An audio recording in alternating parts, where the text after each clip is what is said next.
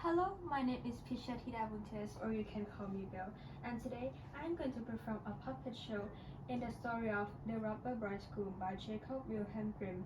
Hope you enjoy!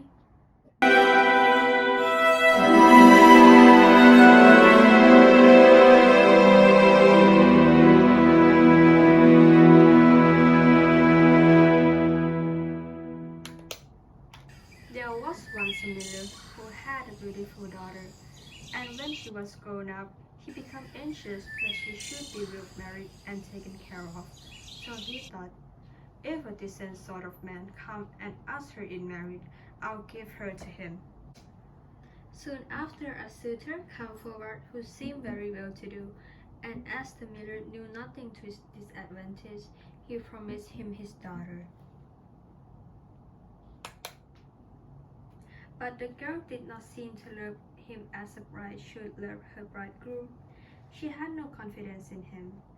As often as she saw him or thought about him, she felt a chill at her heart. One day he said to her, "You are to be my bride, and yet you have never been to see me." The girl answered, "I do not know where your house is." Then he said, "My house is a long way in wood." She began to make excuses, and she said, "I couldn't find a way to it." But the bridegroom said, "You must come and pay me a visit next Sunday. I have already invited my company, and I will throw ash on path through the wood, so that you'll be sure to find it." When Sunday came, and the girl set out on her way, she felt very uneasy without knowing exactly why, and she filled both pockets full of rocks. There were ash on the path through the wood, but nevertheless, at each step she passed to the right and the left, a few rocks on the ground. So she went on the wood all day until she came to the middle of the wood, where it was the darkest, and there stood a lonely house, not pleasant in her eyes, for it was dismal and unhomelike.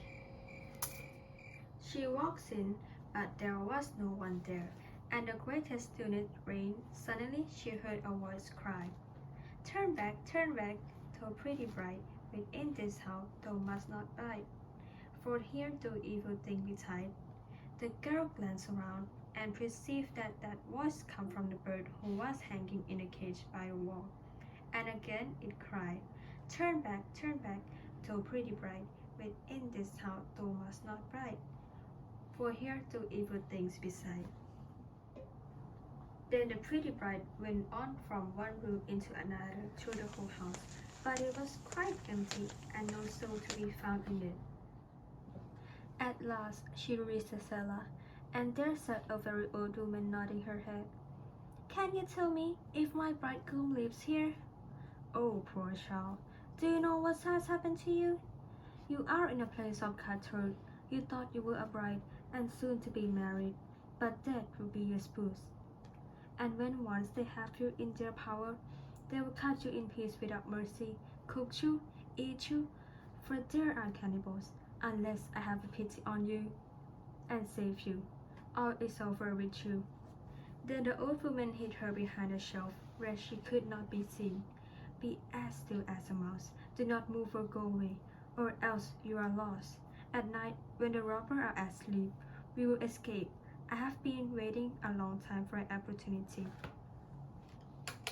No sooner was it settled than the weak groom entered the house. He brought another young woman with him, dragging her along, and he was drunk, and would not listen to her cries and groans.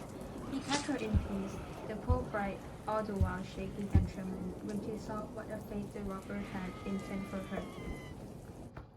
He saw on the little finger of their victim a golden ring, and as he could not draw it off easily, he took a scissors and chopped it off. But the finger jumped away and fell behind the shelf on the bright lap. The robber took up a light to look for it, but he could not find it. Then he walked to the shelf, but the old woman cried, "Come to supper, and leave off looking till tomorrow." The finger could not run away. He thought that the old woman was right. Okay, never mind," and left off searching, and sat down to eat. And the old woman dropped some sleeping stuff into the vine, so that before long he stretched himself on the cellar floor, sleeping and snoring. When the bride heard that, she came from behind the shelf and had to make her way among the sleeper lying on about the ground. And she felt very much afraid that she might waken him up, but by good luck she passed through, and the old woman with her. And they opened the door, and they made all haste to leave the house of murder. The wind has carried away the ash from the path, but the rocky leaf on the way was shining up, and the moon shined upon them showed the way. Then they went on through the night till the morning. They reached the mill. Then the girl related to her father all that had happened to her. When the wedding day came, the friends and the neighbor assembled. The miller had invited them, and the bridegroom also appeared. When they were all seated at the table, each one had a story to tell, but the bride sat still and said nothing, till at last the bridegroom said to her, "Now, sweetheart, do you know no story? Tell us something." She answered, "I'll tell you my dream. I was going alone through a wood, and I came at last to a house in which there was no living soul. But by the wall was a bird in cage, who cried, 'Turn back, thou pretty bride, with this house thou must not bide, for evil things do here betide.' And again it said, 'Sweetheart, the dream is not end.' Then I went through all the rooms, and they were all empty, and it was so lonely and wretched. At last I went down to the cellar, and there sat an old woman nodding her head. I asked her if my bridegroom lived in that house, and she answered, 'Ah, poor child, you have come into a place of cutthroat. Your bridegroom does live here, but he will kill you and cut you in pieces, and then cook and eat you.' Sweetheart, the dream is not end, but the old woman hid me behind a shelf, and no sooner had she done so that the robber came home, dragging with them a young woman. The dream is not end yet, and then they kill her and cut her in pieces. Sweetheart, my dream is not end yet." And when the robber saw the gold ring on the finger of the young woman, and as it was difficult to get off, he took a scissors and chopped it off, and the finger he chopped off the finger, which jumped upward, and then it fell behind the shelf on my lap. And here's the finger with the ring. And this word she drew it forth, she showed it to the company. The robber, who during the story had grown deadly white, sprang up and would have escaped. But the frog held him fast and delivered him to the justice, and he was for the evil deed condemned and executed.